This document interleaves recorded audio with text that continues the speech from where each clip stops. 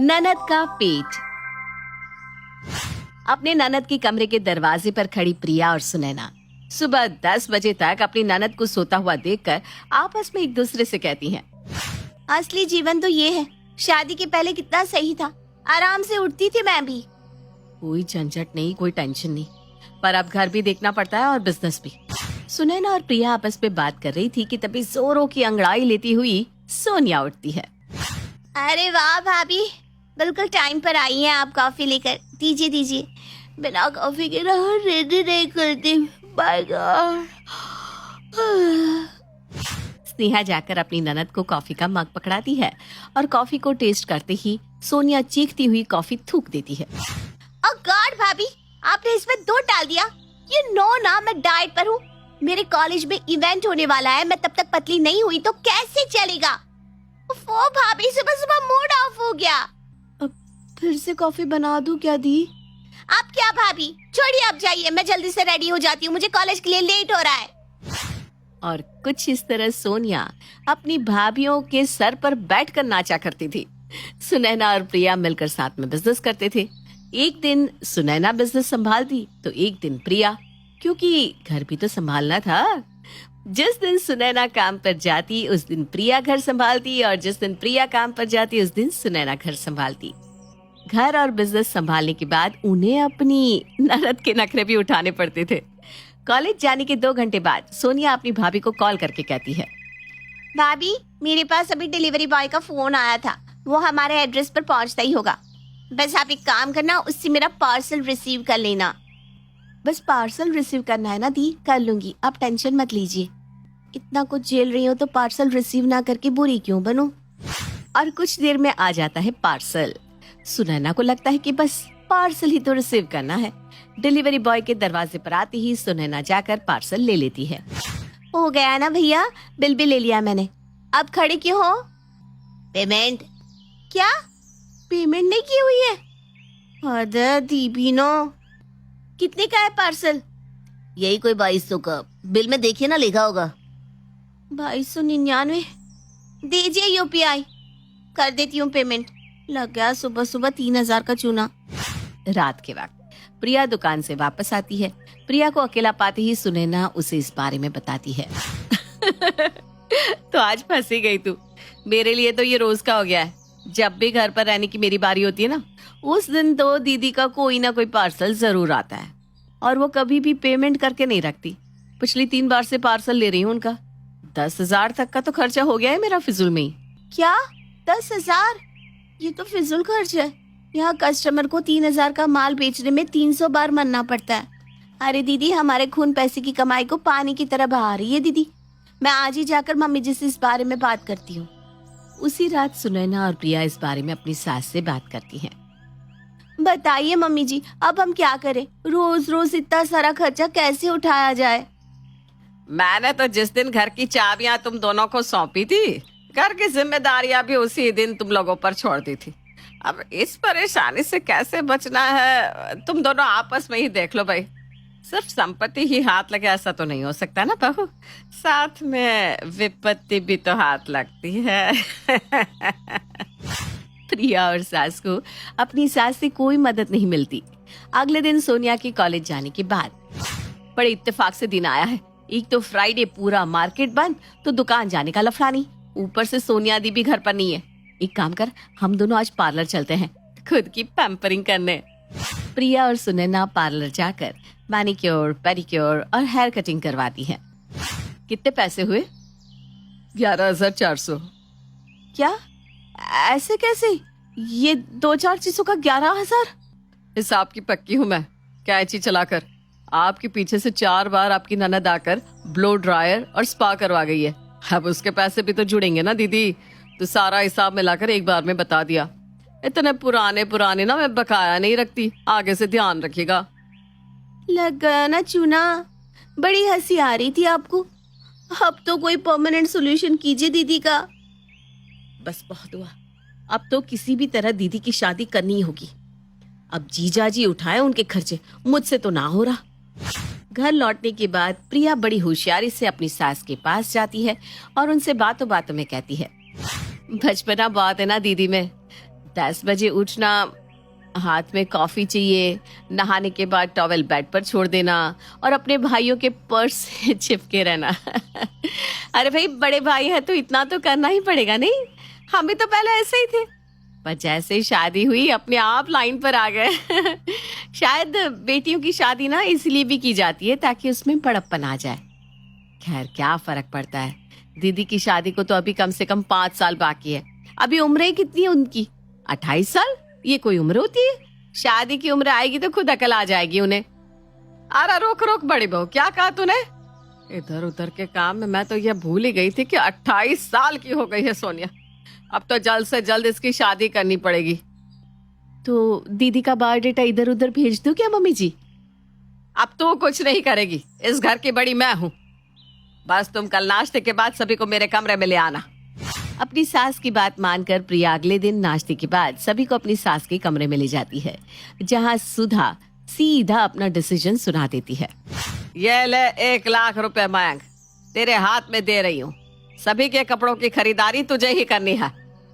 Really mummy? पर किस खुशी में? अगले महीने तेरी शादी है बेटा। है? पर सबा बर्खास्त। और सोनिया की मर्जी के खिलाफ हो जाती है उसकी शादी। सोनिया की विदाई के बाद उसके दोनों भाई और भाभियां मिलकर महफिल जमाते हैं। बाप रे बाप, प्रिया मान गए तुझे। बोलना नहीं चाहिए पर बहुत बड़ा काम किया है तूने, सच्ची। अभी तो मेन सरप्राइज बाकी है। ये रही मनाली की 4 टिकट्स। सभी मेहमानों की विदाई करके 10 दिन बाद हम निकल चलेंगे अपनी मनाली की ट्रिप पर। अरे वाह भाभी, यू आर फैंटास्टिक। अब होगी पैसों की बचत और अब तुम दोनों को भी ना ज्यादा काम करने की जरूरत नहीं है। हम अपने ऑफिस में ब्रेड जाम या रात की रोटियां ले जाएंगे। आराम से उठना। पापा मम्मी तो ऐसे भी 10 बजे के बाद ही उठते हैं। रात को भी खाना बना कर रख देना, हम गरम करके ले लेंगे। जितना टेंशन तुम लोगों को उठाना था तुम दोनों ने उठा लिया, अब आराम से जियो। प्रिया और सुनैना के लिए उनका ससुराल अब जन्नत बन चुका था, क्योंकि उन्हें अब किसी भी चीज की टेंशन नहीं होने वाली थी। सोनिया के जाने के बाद प्रिया और सुनैना का पहला दिन तो बहुत अच्छा गुजरता है, पर दूसरे ही दिन सवेरे सवेरे प्रिया के फोन पर उसके जीजा जी का फोन आता है। कैसी है भाभी जी आप? हो गया सवेरा? हाँ हाँ छोटे जवाई जी, बताइए क्या सेवा करें हम आपकी? नहीं, सेवा नहीं करनी है, बस एक छोटा सा उपकार कर दीजिए। आपकी इकलौती ननद के लिए कुछ गोल्ड ज्वेलरी ऑर्डर की है मैंने। मेरे एड्रेस पर डिलीवरी हो ही नहीं रही थी तो मैंने आपके एड्रेस पर डिलीवरी करवा दी। आप बस पार्सल रिसीव कर लीजिएगा। पार्सल तो मैं रिसीव कर लूंगी जीजा जी, पर सब कुछ अपनी बीवी के लिए, हमारे लिए कुछ भी नहीं। 4 चेन ऑर्डर किए मैंने आपकी ननद के लिए, एक आप रख लीजिएगा। ये कहकर निशांक फोन रख देता है। गहनों की बात सुनकर ऐसी कौन सी औरत होगी जो खुश ना हो, और प्रिया को तो मुफ्त में सोने की चेन मिलने वाली थी, जिससे उसकी खुशी का कोई ठिकाना ही नहीं था। मानना पड़ेगा सोनिया दीदी को, हस्बैंड तो बहुत अच्छा मिला है। शादी के 4 दिन हुए नहीं कि 4 सोने की चेन मंगवाए हैं दीदी के लिए, जिसमें से एक मेरा भी है। बस तू पार्सल आने दे, सबसे बेस्ट पीस पहले मैं ही निकालूंगी। बताओ, मैंने जब भी पार्सल लिया नुकसान ही हुआ, और जब फायदे की बात निकली तो मुझे पार्सल लेने बोला ही नहीं गया। आप ना बहुत लकी हो भाभी। और 4 दिन बाद पार्सल अपने समय पर प्रिया के घर पहुंच जाता है। डिलीवरी बॉय की आवाज सुनते ही भागती हुई प्रिया दरवाजे पर जाती है और पार्सल रिसीव कर कमरे की तरफ जाने लगती है कि डिलीवरी बॉय कहता है, मैम पेमेंट, आधा पेमेंट हुआ है, 50% पेमेंट बाकी है। क्या? जीजा जी ने भी पेमेंट नहीं किया? कितना पेमेंट करना है भैया? 1 लाख। तभी वहां मयंक आ जाता है। सवेरे सवेरे 1 लाख का क्या मंगवा लिया प्रिया तुमने? आप ही कीजिए पेमेंट, आप ही के जीजा जी का पार्सल है, उनसे ले लीजिएगा बाद में। अभी तो सिर्फ पार्सल आया था, पार्सल भेजने वाले जीजा जी का आना तो अभी बाकी था। अगली सुबह दरवाजे पर पहुंच जाते हैं अपने सालों के इकलौते निशांक जीजा जी विथ सोनिया। जिस दामाद के आने के पहले ही उसके ससुराल वालों को 1 लाख का चूना लग गया हो, उसके ससुराल पहुंचने के बाद न जाने क्या होगा। कहाँ गई भाभी? मेरी आवाज सुनकर छिप गई क्या? छुड़वा लिया ना मुझसे पीछा। आपके घर खाना खाने नहीं आई हूँ, मुँह छिपाने की जरूरत नहीं है भाभी। अरे बेटा क्यों नाराज हो रही है? आ रही है ना तेरी भाभी। प्रिया तो दुकान गई है और सुनैना ना आ रही है। अब तू बता कैसी है तू? मेरी तो शादी कर देना मम्मी, अब मैं कैसी भी रहूं क्या फर्क पड़ता है। अरे सोनिया क्या तुम भी। नहीं मम्मी जी, वो बात यह है कि सोनिया का वहाँ मन ही नहीं लग रहा, इसलिए मैं इसे यहाँ ले आया। सोनिया को वापस देखते ही सुनैना सबसे पहले प्रिया को कॉल करके घर बुलाती है और आधे ही घंटे में प्रिया मयंक के साथ अपने ससुराल पहुंच जाती है। आपका पार्सल आ गया है जीजा जी। लगता है पार्सल की आपने हाफ पेमेंट की थी जीजा जी, 1 लाख मुझे देने पड़े। वैसे तो कोई दिक्कत की बात नहीं है, पर 1 लाख कैश कौन रखता है, और ऑनलाइन ट्रांजैक्शन वो भी इतने बड़े अमाउंट का, आप समझ सकते हो जीजा जी। लीजिए देखिए, ऐसे ऐसे साले हैं आपके नसीब में। दहेज के नाम पर इन्होंने एक फूटी कोड़ी नहीं ली थी, तो कम से कम तुम भाइयों को इन्हें सोने की चेन पहनानी चाहिए कि नहीं। पर नहीं, यहाँ साले जीजाओं को छाती पर बैठा कर रखते हैं और तुम लोग हो कि इनके आते ही पैसे का हिसाब करने लगे। किसी ने पानी तक नहीं पूछा इनसे, जब से आए हैं बेचारे प्यासे बैठे हैं। नहीं बहुत हुआ, चलिए आप यहाँ से, आपकी और इंसल्ट नहीं देख सकती मैं। अरे नहीं दीदी, बेटी इस तरह नाराज होकर जाती हुई शोभा देती है क्या? रुकिए, और 1 लाख देकर जाइएगा। कुछ कहा क्या आपने? आप दोनों पहले खाना खा लीजिए, दिमाग ठंडा कर लीजिए। चल सुनैना किचन में।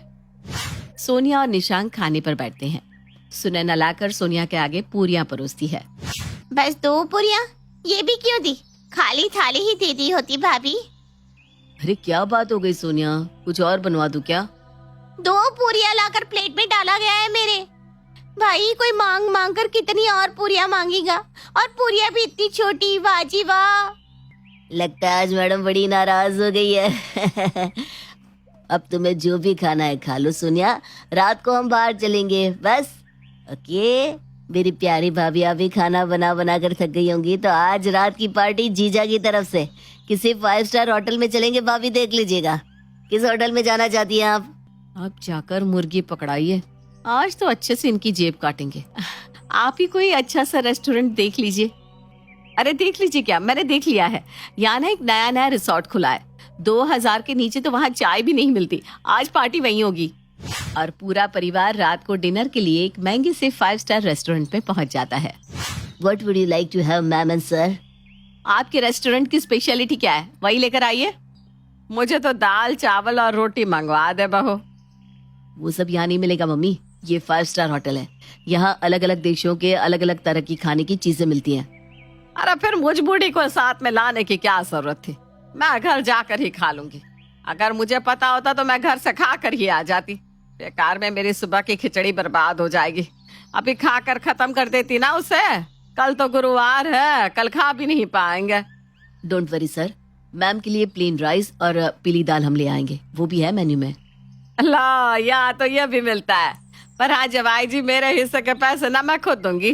अपने सालों और भाभीियों पर आपको जो खर्च करना है करिए, पर मैं अपने जवाई के पैसे का कुछ नहीं खा सकती।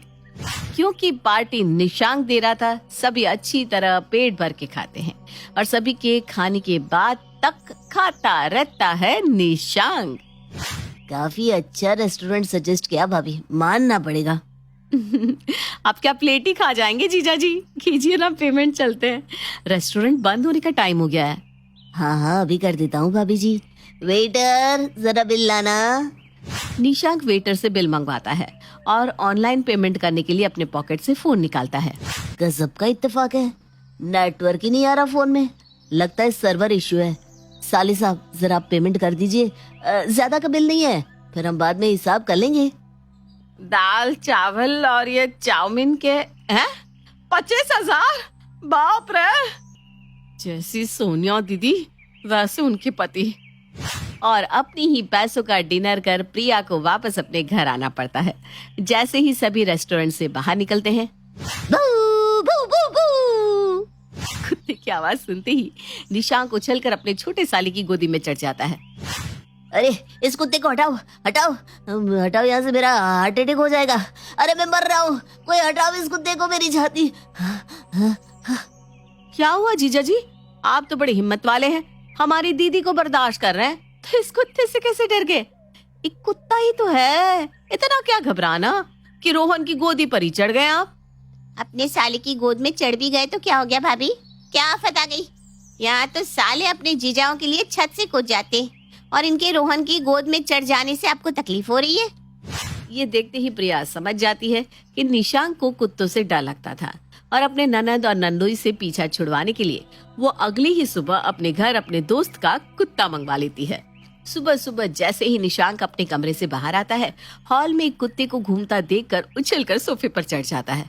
ये क्या है? क्या नहीं कौन, ये टफी है जीजाजी, मेरी फ्रेंड का पेट। वो कुछ दिनों के लिए छुट्टियों पर जा रही है ना, तो तब तक ये हमारे साथ रहेगा। बस ये सुनने की देर थी कि निशांक भागता हुआ अपने कमरे में जाकर अपना सामान बांधने लगता है। अरे मुटली उठ, बहुत खा लिया अपने भाई भाइयों के पैसे से। अब सामान उठा, हमें वापस जाना होगा। क्या कहा? अरे तू निकल, खुद तो मेरी भोली भाभीयों के पैसों पर पलने आ गया था यहाँ और मुझे ज्ञान दे रहा है। ज्यादा दिमाग खराब मत कर, वरना बाहर जाकर सभी के सामने तुम्हारा खाता खोल दूंगी। भिखारी कहीं का, कमाना एक पैसा नहीं है और मेरी भाभीयों के पैसे उड़वा रहे हो। वो तो ये कुत्ता आ गया, वरना तुमने तो यहीं जमने की सोच ली थी। अरे रे डार्लिंग, तुम तो नाराज हो गई। ठीक है ना, अब सामान बांध दो, किसी और रिश्तेदार को चूना लगाने चलते हैं। चलो ना डार्लिंग। तो एक कुरियर अपने चाचा के यहाँ डिलीवर करवा ही दो, वहीं चलते हैं। सोनिया और निशांक अपना सामान बांधकर घर से बाहर जाने पर मजबूर हो जाते हैं।